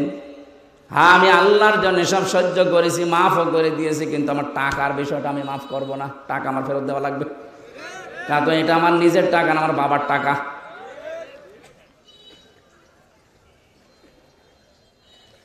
নামের হিড়িক যারা চালিয়েছিলেন এতদিন, কি হচ্ছে আপনাদের নাম এখন? কি হয়েছে ওই জায়গাগুলোর নাম দেখেন। প্রত্যেকটা জায়গা থেকে জনগণ ওই সাইনবোর্ড লাগিয়ে টাঙিয়ে ফেলে দিয়ে জেলার নাম লিখে দিচ্ছে। কুষ্টিয়ায় ওখানে একটা বানিয়েছিল ব্রিজ, নাম দিয়েছিল, এখন জনগণ ওইটা উল্টিয়ে লিখে দিয়েছে কুষ্টিয়া ব্রিজ। কি হলো আপনার এই নাম দিয়ে? এই নামের হিড়িক যেন সামনে আর কেউ পরিবর্তন করার হিড়িক তৈরি না করেন, তাহলে আপনার 5 বছরের পরে নামটা কিন্তু পরিত্যক্ত হয়ে যাবে। কোরআনে কারিমে আল্লাহ জানে খবিয়াতান দিয়েছেন, আমি উজাড় করে দেব, পরিত্যক্ত বানিয়ে দেব। বলেন নাউজুবিল্লাহ। তাহলে আজকে থেকে সম্মান আর মর্যাদা যদি কেউ পেতে চায়, ঈমান আনা লাগবে শিরিক মুক্ত। কথা বুঝতেছেন? ঈমান আনা লাগবে শিরিক মুক্ত। প্রশ্ন আসতে পারে আমাদের শিরিক মুক্ত তো ঈমান না। আমাদের এরকম ঈমান আবু জাহেলের ছিল। কি বানিয়ে বলছি? এই যে আলেম বসে আছে মাদ্রাসার মুহতামিম, সূরা আনকাবুতের ভেতরে আছে, ওয়ালা ইন সাআলতাহুম মান খালাকাস সামাওয়াতি ওয়াল আরদা লা ইয়াকুলুন্নাল্লাহ ফাআন্না তুফাকুন। রব্বুল আলামিন বলেন, হে নবী, ওদেরকে যদি জিজ্ঞাসা করেন আকাশ আর জমিন, চন্দ্র সূর্যকে বানিয়েছে, লা ইয়াকুলুন্নাল্লাহ, লামে তাকিদ নুনে সাকিলা, গ্যারান্টি দিয়ে বলবে আল্লাহ বানিয়েছে। এগুলো কে বানিয়েছে? ওরা গ্যারান্টি দিয়ে বলবে আবু জাহেল যে আল্লাহ বানিয়েছে। ও কাবা শরীফের সভাপতি ছিল, আপনি তো সিরাজগঞ্জ মসজিদের সভাপতি। সিরাজগঞ্জ গোল চত্বরের মসজিদের সভাপতি হয়ে আপনি বগল বাজাচ্ছেন যে আমি জান্নাতে যাব না, যাবে কে? আপনি যদি ওইরকম ঈমান নিয়ে জান্নাতের আশা করে বসে থাকেন, তে আবু জাহেল কি দোষ করেছিল? ও তো সিরাজগঞ্জের মসজিদের সভাপতি না, ও ছিল কোন মসজিদের? কাবার। এমনকি যেদিন বদরের ময়দানে যাবে, ওই দিন কাবার গেলাপ ধরে কেঁদে কেঁদে বলছিল, কাবার মালিক তুমি আসো, আমি জানি আমি মুহাম্মদের বিরুদ্ধে অস্ত্র নিয়ে যাচ্ছি বদরের ময়দানে, সত্যের পক্ষে যে আছে তাকে তুমি বিজয় দিয়ে দিও। ওর দোয়া ছাতা কবুল হয়ে গেছে, কারণ ও তো সত্যের পক্ষে ছিল না। সত্যের পক্ষে যিনি ছিলেন আল্লাহ তাকে বিজয় দিয়েছে। কথা বলেন ঠিক কিনা? এই জন্য আমার মূল কথা এই, আমরা যদি সত্যি ঈমান আনতে পারি, ঈমানটা শিরিক মুক্ত হওয়া লাগবে। শিরিক আমি এক কথায় বলছি, আল্লাহ যেটা পারে ওইটা অন্য কেউ পারে, এই কথা বিশ্বাস করার নাম শিরিক। আর শিরিক যে করে সে মুশরিক। বুঝেছেন কিনা বলেন? না বললে আমি আবার রিপিট করব। আল্লাহ যেটা পারে ওইটা অন্য কেউ পারে, বিশ্বাস করার নাম শিরিক। শিরিক যে করে সে মুশরিক। কথা বলুন। আলা লাহুল খালকু ওয়াল আমরু তাবারাকাল্লাহু রাব্বুল আলামিন। আল্লাহ পাক বলেন সৃষ্টি যার, হুকুম চলবে তার। এটা আমি বানালাম। সূরা আরাফের ভেতরে আছে 54 নম্বর আয়াত। আল্লাহ পাক বলেন সৃষ্টি যার, হুকুম চলবে তার। যেহেতু এই জমিন বানিয়েছে আল্লাহ, এখানে হুকুম চলার কথা কার? সুতরাং এই জমিন আল্লাহর। এখানে যারা আল্লাহর আইন বাদ দিয়ে অন্য আইন দাঁড় করাতে চান তারা শিরিক করছেন। আর শিরিক যে করবে সে আরো জোরে। এটা বারবার বলছি কেন? কারণ এখন একটা মোক্ষম সময় চলছে। আপনারা জানেন সারা বাংলাদেশ থেকে যে এখন সংবিধান সংস্কারের কাজ চলছে, জানেন না? 96% মুসলমানের সবাই যদি আমরা আওয়াজ তুলি, যারা দায়িত্বে আছেন, সংবিধান এখন হবে এই দেশে মুসলমানের দেশে কোরআন। কারণ সংবিধান নামে একটা সূরা কোরআনে আল্লাহ দিয়েছেন, ফুরকান। ফুরকান মানে সংবিধান। ফুরকান মানে কি? এখানে 74টা আয়াত আছে, 73টা ধারা আছে। মুসলমানের দেশে যদি এই ৭৩টা ধারা দিয়ে সংবিধান তৈরি করা যায়, এই দিয়ে যদি দেশ চালানো যায়, এই দেশটা হয়ে যাবে মিনি জান্নাত। আর আমরা এইটাই চাই। এই কথা বলছেন না কেন? এই জন্য আমরা আহ্বান জানাচ্ছি, সংবিধান যখন সংস্কারের কাজ চলছে, পরিবর্ধনের জন্য আলেমদেরকে আপনারা ডাকছেন, একটু কথাটা মেনে নেন। এতদিন তো ৫৩ বছর দেখলেন বিভিন্ন নিয়ম নীতি, এখন একটু এইটা দেখেন না কেন? এই ধারা লাগবে না, শুধুমাত্র এই ৭৩টা ধারা একটু সংযোজন করে দিন, বাকি ধারা একটাও লাগবে না। আমি গ্যারান্টি দিলাম, ৪১ সাল টার্গেট দিয়েছিল, ওরা ৪১ সাল লাগবে না, ৪১ দিনেই বাংলাদেশ রোল মডেল হয়ে যাবে। কারণ চুরি হবে না, ডাকাতি হবে না, জেনা নেই, ধর্ষণ নেই। এই ৭৩টা ধারার ভেতর আল্লাহ সব লুকিয়ে রেখেছেন, শুধু এগুলো প্রয়োগ করা দরকার। কারণ যিনি বানিয়েছেন তিনি জানে যে ওর দুর্বলতা কোথায়। কথা বলেন না কেন? এই জন্য আল্লাহ ঠিক ওইভাবে করে আইনগুলো সেট করেছেন, একটাও নেই। এই জন্য আমরা নিরাপত্তা পাই না, স্বস্তিতে শান্তিতে নিশ্চিন্তে বাস করতে পারি না। অবান্দা খলাহু কানা আমিনা। আল্লাহ পাক বলেন, কাবার যে চত্বরটা আমি এটা কিন্তু নিরাপত্তা দিয়ে ঢেকে রেখেছি। কাবার যে এলাকাটা এটা নিরাপত্তা দিয়েছে কে? কেন? কারণ এই জায়গায় আল্লাহর বিধান চলে, এখানে কোনো শিরিক নেই। আপনি কাবার এলাকার ভেতরে শিরিক পাবেন না। হ্যাঁ, কাবার বাইরে যান, সেখানে চিন্তায় আছে, মারামারি আছে, ঝগড়াঝাঁটি আছে, কিন্তু কাবার ভেতরে আমি দেখেছি এটা নিরাপদ জায়গা। আল্লাহ কোরআনে কারিমে সূরা আলে ইমরানের ৯৩ নম্বর আয়াতে জানিয়েছেন, ওয়ামান দাখালাহু কানা আমিনা। এখন আমার প্রশ্ন, বাংলাদেশ কি কাবা শরীফ? ঘুমাচ্ছেন? বলেন বাংলাদেশ কি কাবা শরীফ? কত দূরে এটা? ৬৫০ কিলোমিটার দূরে কাবা থেকে। তাহলে এই ৫৬,০০০ বর্গ মাইলকে যদি কাবার মতো নিরাপদ বানাতে চান, স্বস্তি শান্তি নিরাপত্তা দিয়ে ঢেকে রাখতে চান, অবশ্যই এখানে কিছু একটা করা লাগবে। কি সেটা? সূরা আনআম ৮২ নম্বর আয়াত, ৭ নম্বর পারা, ১৭ নম্বর পৃষ্ঠার ১ম নম্বর লাইনে আল্লাহ দিয়েছেন, আল্লাযীনা আমানু ওয়া লাম ইয়ালবিসু ঈমানাহুম বিযুলমিন উলাইকা লাহুমুল আমনু ওয়া হুম মুহতাদুন। আল্লাহ পাক বলেন, যারা ঈমান আনবে আর ঈমানের সাথে জুলুমকে মিশ্রণ করবে না। এখানে জুলুম মানে শিরিক। জুলুম মানে কি?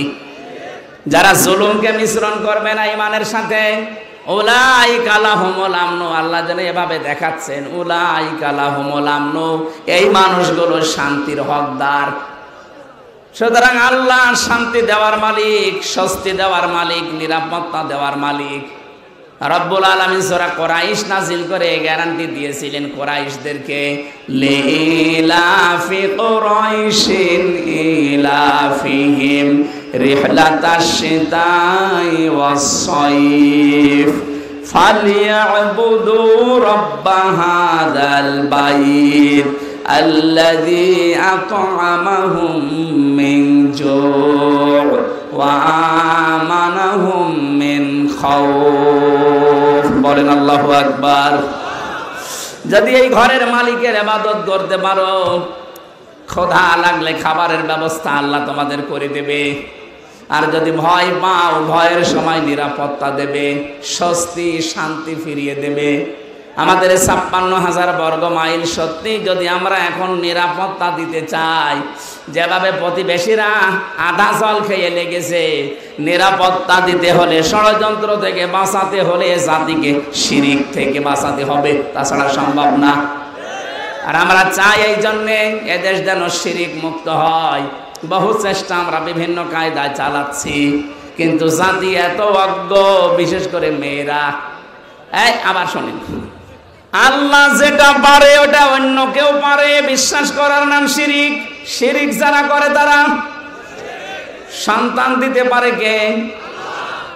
অন্য কেউ পারে। বিশ্বাস যারা করেন তারা কিন্তু শিরিক করছেন। আমি একটা উদাহরণ দিলাম না, আইন দিতে পারে আল্লাহ। আল্লাহর আইন বাদ দিয়া যারা অন্য আইন এখানে জারি করার চেষ্টায় আছেন, আপনি নামাজ পড়লে, রোজা রাখলে, হজ করলে, যাকাত দিলেও আপনি মুশরিক। আশা করছি আপনি বুঝেছেন। এরপরও যদি কেউ না বোঝার ভান করে থাকেন, আপনাকে কোরআন শরীফ দিয়ে হবে না, বুখারী শরীফ দিয়ে হবে না, আপনার বাকারি শরীফ লাগবে। আল্লাহ আপনাকে বোঝার তৌফিক দিন, বলেন আমিন। এজন্য ঈমান আনার পাশাপাশি জ্ঞান অনুযায়ী যদি আমরা আমল করতে পারি, দিন যত যাবে সৃষ্টি জগতের সামনে আমাদের মর্যাদা সম্মান আল্লাহ বাড়াতেই থাকবে। আল্লাহ যেন আমাদেরকে এটা দেখান, বলেন আমিন। কোরআনে কারীমের সূরা মুতাফফিফিন, এখান থেকে মাত্র ৩-৪টা আয়াত আমরা তেলাওয়াত করেছি তাফসীর আকারে। আপনারা সেই মাগরিব থেকে বসে আছেন তো, আমি দেখতে পাচ্ছি অনেকে ওঠাউঠি করছে, একটা পেশাব পায়খানার ব্যাপার আছে, আবার অনেকের বিড়ির নেশা আছে। বিড়ি খাওয়ার যাদের নেশা আছে, এই মানুষগুলো তো উঠবে, এদেরকে আপনি ওয়াজ করে ঠেকাতে পারবেন না। সুতরাং যাদের পেশাব পায়খানা, বিড়ি খাওয়ার খুব নেশা লেগেছে, আপনি খেয়ে আবার চলে আসবেন। একেবারে চলে যাবেন না, খেয়ে আবার চলে আসবেন। আসবেন তো? আচ্ছা, ইনশাআল্লাহ। আমরা কোরআনে কারীমের সূরা মুতাফফিফিন, এই খুব ভালো করে শুনবেন, এটা একটা আমাদের সামাজিক জীবনের কাজ। আল্লাহ পাক বলেন মুতাফফিফিন মানে কি? যারা নেওয়ার সময় বেশি করে নেয় আর দেওয়ার সময় ওজনে কম দেয়, এ মানুষগুলোর ধ্বংস কামনা করেছে আল্লাহ নিজে, বলেন নাউজুবিল্লাহ। আজ আমাদের পরিবার, সমাজ আর রাষ্ট্র এই ওজন কম বেশি এইটার কারণে ধ্বংস হয়ে যাচ্ছে। আমি যেমন বিশ্ববিদ্যালয়ে দেখেছি অনেক স্যার যারা আছে, যারা ডক্টর, বিভিন্ন ভার্সিটি থেকে যারা ডক্টরেট করে আসে, আল আজহার থেকে, মদিনা থেকে, বিশ্বের বিভিন্ন জায়গা থেকে তারা জ্ঞান আহরণ করে আমাদেরকে যারা শিক্ষা দেয়, তারা কিন্তু নেওয়ার সময় বিভিন্ন জায়গা থেকে ভালোই নিয়েছিল, কিন্তু দেওয়ার সময় আর সঠিকভাবে দিতে চায় না। তখন বলে প্রাইভেট পড়া লাগবে, কোচিং করা লাগবে, তা উনি অন্য বিশ্ববিদ্যালয় প্রাইভেটে যে ক্লাস করায়। আমি শুধু ভার্সিটির স্যারদের উদাহরণ দিলাম এই জন্যে, এটা প্রাইমারি থেকে শুরু করে একেবারে কলেজ পর্যন্ত সব জায়গায়, হাফিজি মাদ্রাসা থেকে একেবারে দাওরা মাদ্রাসা পর্যন্ত, 1 থেকে কামেল পর্যন্ত প্রত্যেকটা জায়গার জন্য বলছি, শিক্ষক যারা আছেন নেওয়ার সাবেন এক কথা বলছেন। আল্লাহ সূরার শুরুতে এইটাই জানিয়েছেন, ওয়াইলুল লিল মুতাফফিফিন আল্লাযীনা ইযা তালু আলান নাসি ইস্তাওফুন। ধ্বংস হয়ে যাক ওই মানুষগুলো যারা নেওয়ার সময় বেশি নেয়, দেওয়ার সময় কম দেয়। আর সারাটা জীবন আমরা এই লাইনে আছি, নেওয়ার সময় কিন্তু এলেম, নেওয়ার সময় জ্ঞান বিভিন্ন জায়গা থেকে যেভাবে সংগ্রহ করি, কিন্তু ওইটা যখন বিলোতন করার সময় হয়, ডেলিভারি দেওয়ার সময় হয়, এটা তখন আর সঠিকভাবে আমরা দিতে চাই না, বিভিন্ন ক্রস কারণ দেখিয়ে আমাদেরকে আল্লাহ ধ্বংস করে দেবেন। অনেকেই মনে করি যে এটা শুধু দোকানদারদের জন্য, তারা ওজনে কম বেশি করে না, এটা সবার জন্য প্রযোজ্য। হযরতে শুআয়ব আলাইহিস সালামের জামানায় তার জাতিকে আল্লাহ যে 2টা কারণে ধ্বংস করেছিলেন, তার 1 নম্বরে তারা ওজনে কম বেশি করত। আজ উম্মতে মুহাম্মদী আমরা দাবি করে হাজারো মানুষ এখানে আছি, তারা খাদ্যে ভেজাল দেয়, খাদ্যের ভেতরে বিভিন্ন বিষ মিশিয়ে দেয়। এই কথা বলেন না কেন? এই যে ফরমালিন যারা দেন, এইটা খেয়ে যদি কোনো মানুষ অসুস্থ হয়, তার বিভিন্ন শরীরের অর্গানগুলো নষ্ট হয়ে যায়, লোকটা যদি মৃত্যুর কোলে ঢলে পড়ে। আপনি তো ফলের ভেতরে, সবজির ভেতরে, খাদ্যের ভেতরে ফরমালিন দিয়েছিলেন, বিষ দিয়েছিলেন, ঔষধ দিয়েছিলেন, কিন্তু কিয়ামতে আপনি যখন উঠবেন তখন মানুষ হত্যাকারীর তালিকায় উঠবেন। আমি তো এই আয়াত পড়ার পরে দেখতে পাই বাংলাদেশে বহু মানুষ হত্যাকারীর তালিকায় কিয়ামতে উঠবে। কথা বলেন ঠিক কিনা? এজন্য খুব সাবধান, এই জায়গায় কোনো খাদ্যে ভেজাল দেবেন না, খাদ্যের কৃত্রিম। এই যে বিভিন্ন মানুষ টাকা পয়সার জন্য এগুলো সংকট তৈরি করেন, আপনি যে কত বড় অপরাধী আল্লাহর কাছে আপনি টের পাচ্ছেন না। যারা খাদ্যের কৃত্রিম সংকট তৈরি করে মানুষকে কষ্টে ফেলে রাখেন, আল্লাহ পাক বলেন যখন মানুষ খাবার থাকার পরেও সংকট তৈরি করে, তখন আমার আরশ কেঁপে যায়। কারণ পৃথিবীতে সবচাইতে বেশি আদর আর মহাব্বত করে বানিয়েছিলাম আমার বান্দাকে। এই বান্দা বান্দিদেরকে যারা জিনিস থাকার পরও কষ্ট দেয় ওদেরকে আমি আল্লাহ ঘৃণা করি। বলেন নাউজুবিল্লাহ। বাংলাদেশে এটা মাঝে মাঝে আমরা দেখি, সম্পদ থাকার পরও, খাদ্য থাকার পরও কৃত্রিম সংকট তৈরি করে মানুষকে কষ্টে ফেলে দেয়। যেই ধনীগুলো এগুলো করছেন, ইয়ামহাকুল্লাহুর রিবা ওয়া ইউরবিস সাদাকাত, হারাম কোন জিনিসে আল্লাহ বরকত দেয়নি, বরকত আল্লাহ দিয়েছে হালালে। এজন্য হারাম ইনকাম যারা করেছেন আপনি তাকান তাদের দিকে। এত কোটি কোটি টাকার মালিক হয়েছিল, কেউ বেগম পাড়া, কেউ সাহেব পাড়া বানিয়েছে, কিন্তু কি হলো তাদের টাকা? 8 কোটি 10 কোটি 12 কোটি টাকার গাড়ি ঢাকার রাস্তায় পড়েছিল 5 তারিখের পরে। কেউ যে মালিক আছে প্রমাণ দেওয়ার জন্য কেউ যায়নি। জেলখানায় পৌঁছতেছে এখন বাংলার সর্বশ্রেষ্ঠ ধনী যিনি দরবেশ। কি হয়েছে তার টাকা? বৈধ অবৈধ নেই, 7টা ব্যাংক থেকে 36,000 কোটি টাকা ও চুরি করেছে। 36,000 কোটি। শেয়ার মার্কেট লুট করেছে, ব্যাংকগুলো দেউলিয়া বানিয়ে দিয়েছে। এক দরবেশে এমন একটা ভয় ধরেছিল, মানুষ উপর থেকে বিশ্বাস করতো না, না এত বড় দরবেশে কাজ করতে পারে। এই জন্য ও দাড়ি কেটে নম হয়ে গেছে। আদালতে একজন জিজ্ঞাসা করেছিলেন, আফারমান দাড়ি কাটলেন নবীর সুন্নত? ও বলে হংকার দিয়ে বলেছে, বেশি চিল্লাবেন না, দাড়ি রাখা সুন্নত আর জান বাঁচানো ফরজ। আমি দাড়ি কেটেছি সুন্নত, জান বাঁচাতে চেষ্টা করেছিলাম কিন্তু পারলাম না, নৌকা আমারে ধরিয়ে দিয়েছে। নৌকায় করে পালাচ্ছিল না।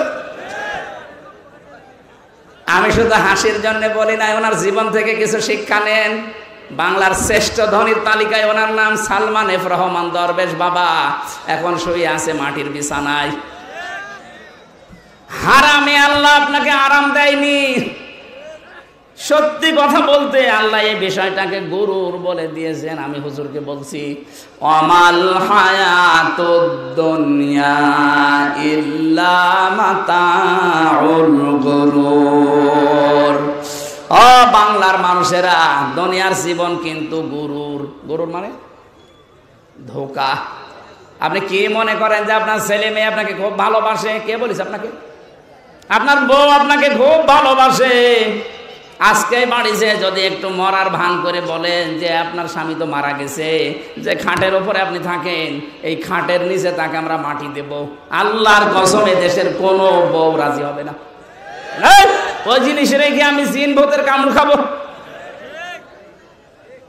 দেখেছেন কি ভালোবাসা আপনার জন্যে? আপনার সন্তান, আপনার মা বাবাও ধোঁকা, আপনার মা বাবাও আপনার জন্য ধোঁকা। অনেকে মা বাবার মুখে হাসি ফোটাতে, ছেলে মেয়ের মুখে হাসি ফোটাতে, স্ত্রীকে সুখে রাখতে হালাল হারাম দেখে না। বাবা শাহজালাল, সব হালাল। কি হবে জানেন আপনি? আমি বাস্তব বলছি। 200 বছর পর মাত্র কত বলেন বলেন, মাত্র 200 বছর পরে যদি আজকের এই প্রধান অতিথি উনি যদি এই গ্রামে ঘুরে আসে 200 বছর পর, তখন তো এখানে আর আমরা একজনও থাকবো না। কি 200 বছর পরে ওনাকে আল্লাহ যদি আবার বাঁচিয়ে বলে যা দুনিয়া দেখে আয়, উনি এসে যদি এই সিরাজগঞ্জের এই বেলকুচিতে ওনার বাড়িতে এসে বলে 2 তলা বিল্ডিং আমার, ওই সময় যারা এখানে বসবাস করবে ওনার ঘাড়ে ধাক্কা দিয়ে বের করে দেবে। কে আপনি? আমি কি বেশি বলছি? আপনি ফিরে এসে দেখেন, শুধুমাত্র আপনাকে পরিচয় দিতে গেলেই মারবে, বলবে আপনার থাকা জায়গা নেই, এই জন্য এরকম ভণ্ডামি করছেন। গ্রামে মসজিদ আছে, ওখানে বারান্দায় রাতটা থাকেন, সকালে ফোটেন, এইটা বলবে আপনার নিজের পরবর্তী প্রজন্ম। আরে ভাই, আমার 3 পুরুষের পরে আমি আর চিনি না। আমার বাবা রিয়াজউদ্দিন, তার বাবা জাহান আলী, তার বাবা নমাজউদ্দিন, এরপরে আমি আর চিনি না। সত্যি কথা বলছি, আমি চিনি না। কারণ এর পরে যে কারা আছে, ওকে হিন্দু না মুসলমান তাও জানি না। খুব বেশি হলো না 100 বছর হবে। আমার বাবার বাবার বাবা 3 পুরুষ, এরপরে আমি আর চিনি না। এখন ওই নমাজ আলী সর্দারের যিনি ছিল বাবা, কে আমি তো জানি না। উনি যদি এখন এসে কুষ্টিয়ায় বলে যে এই ভিটা আমার, এই বাড়ি আমি বানিয়েছিলাম, এই জমি জায়গা আমার করা, ওর দাঁত খুলে ফেলবো না। ভণ্ডামি করা জায়গা পান না। কে আপনি? যদি বলে আমি নমাজ আলীর বাবা, নমাজ আলী তো চিনি না।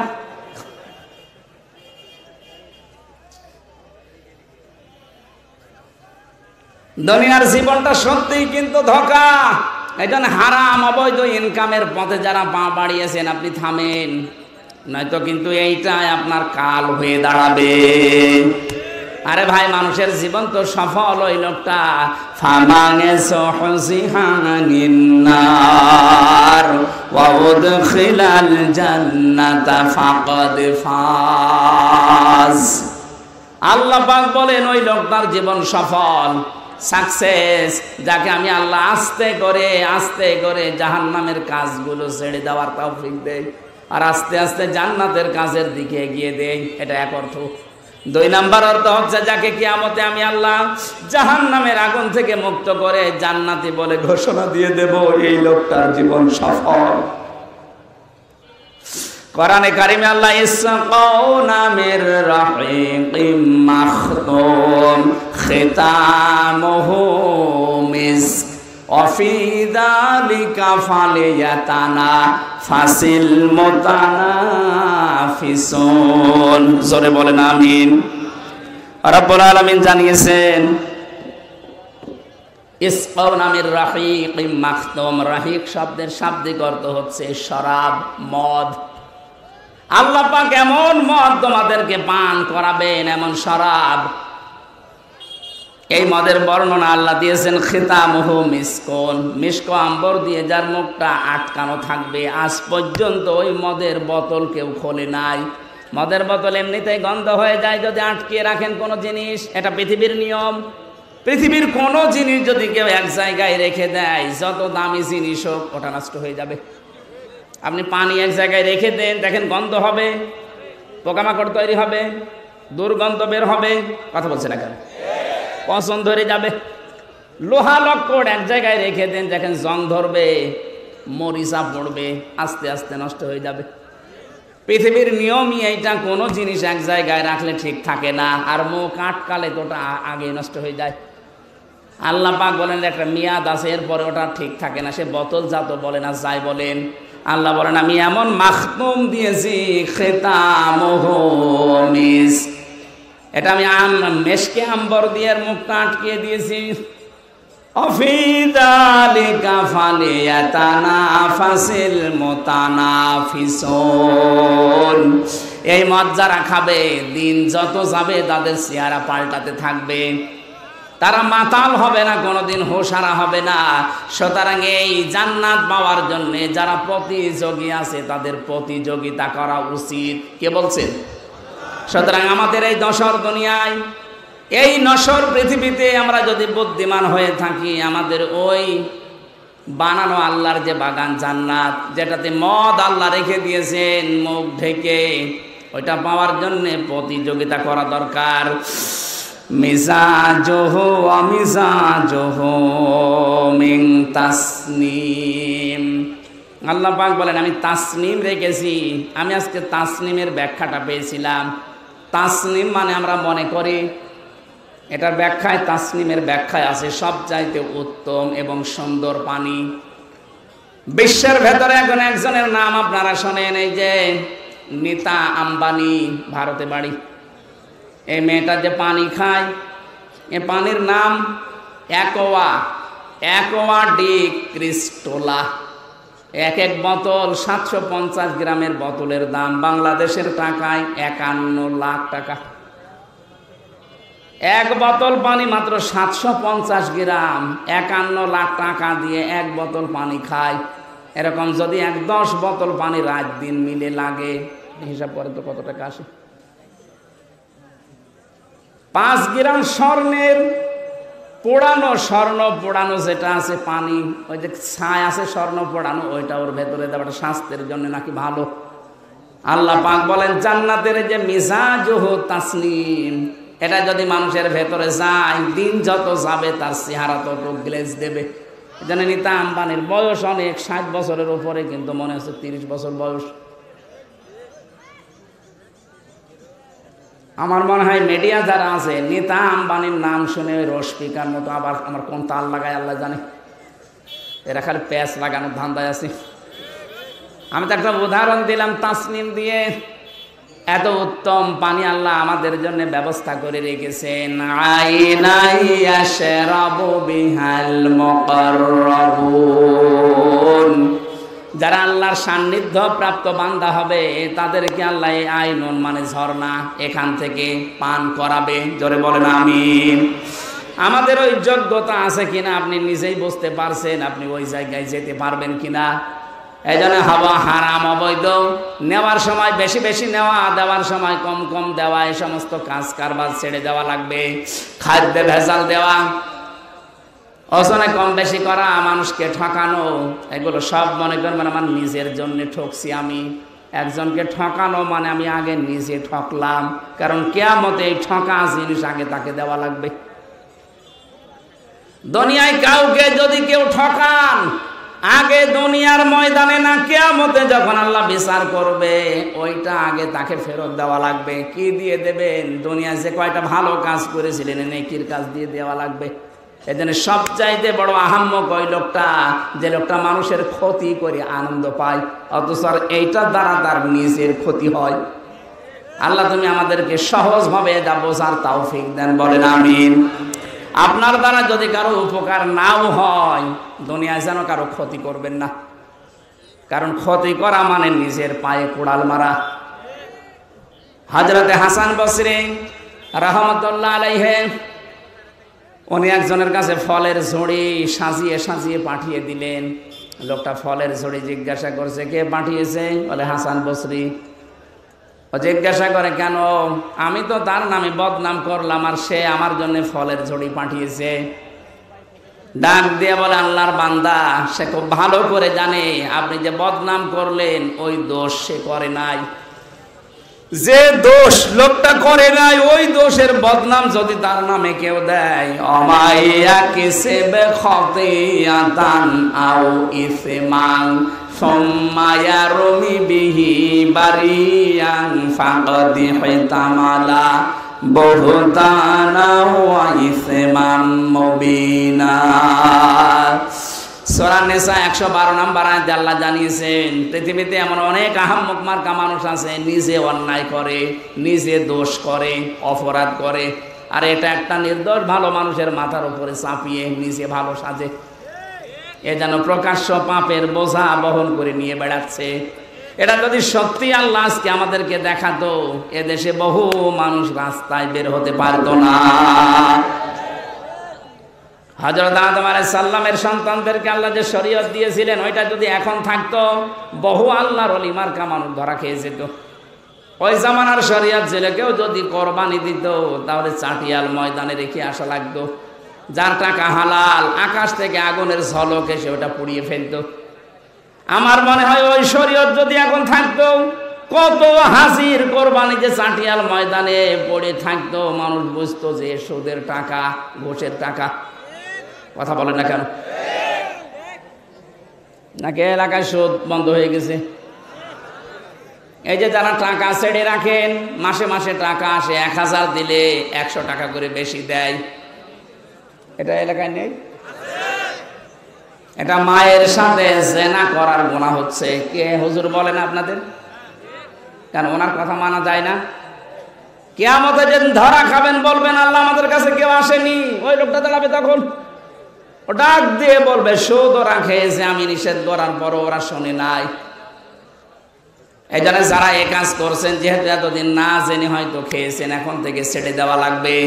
মায়ের সাথে জেনা করার এই গুনাহ আজকে থেকে আর করা যাবে না, বন্ধ হওয়া লাগবে। যারা টাকা ছেড়ে রেখেছেন, টাকা আসে, এই ব্যবসা কারা কারা বন্ধ করবেন? হাত তোলেন। ও এলাকায় আছে, হালকা পাতলা আছে, বেশি না, ঠিক আছে, আপনারা চালান।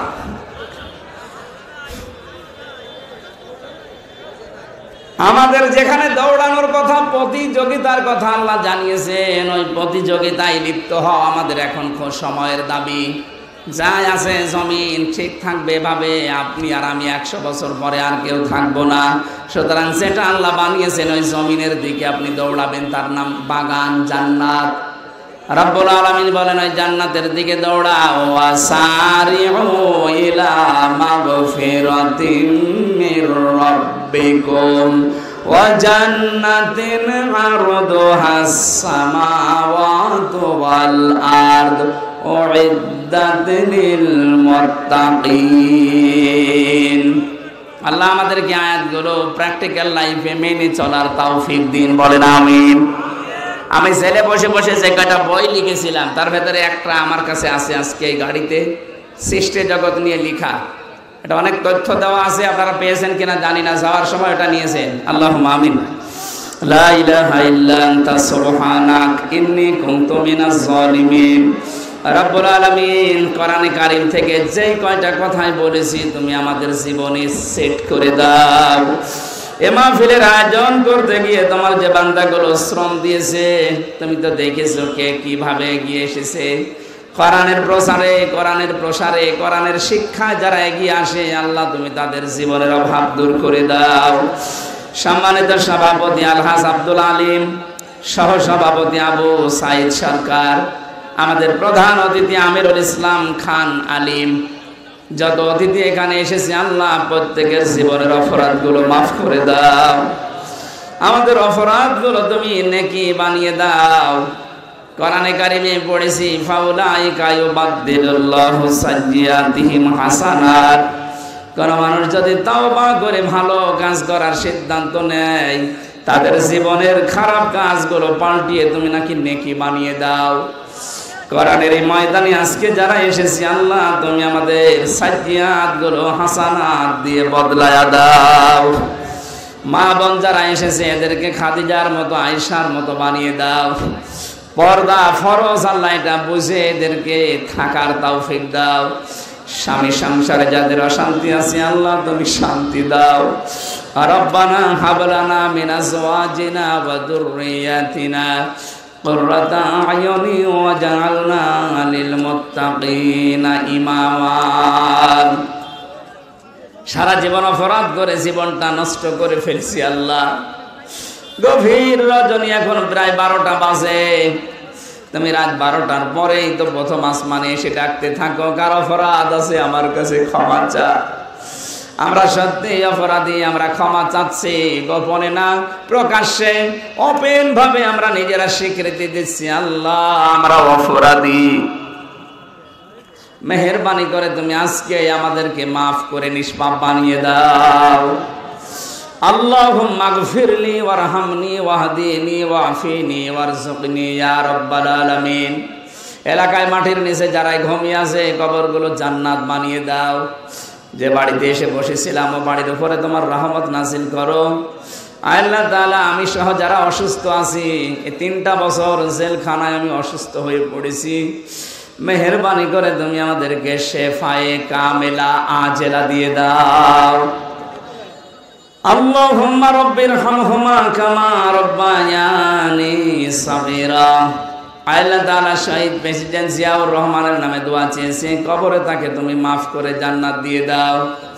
তার 17 সন্তানটা দুনিয়া থেকে বিদায় নিয়েছে, আমার আরাফাত ভাইকে তুমি মাফ করে দাও।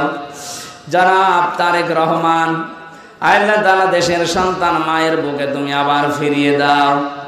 যত মানুষ এই দেশের জন্য জীবন দিল, ছাত্র ভাই এবং বোনেরা, শাহাদতের উচ্চ মর্যাদা মাকাম তাদেরকে দান করো আল্লাহ। একটা স্বাধীন দেশ আমাদেরকে যারা উপহার দিতে গিয়ে তাদের পা হারিয়েছে, হাত হারিয়েছে, চোখ হারিয়েছে, আল্লাহ তুমি জিন্দা শহীদ হিসাবে তাদেরকেও কবুল করো। এ পরিবারে সমাজে তারা বোঝা হয়ে আছে আল্লাহ তুমি তাদের বোঝাগুলো দূর করে দাও। মরণ কার কখন আসে জানি না, আজরাইল আসার সঙ্গে সঙ্গে যেন পড়ি লা ইলাহা ইল্লাল্লাহু মুহাম্মাদুর রাসূলুল্লাহ। সালাম। ওই যে গাড়িটা দেখা যাচ্ছে নিয়ে যান।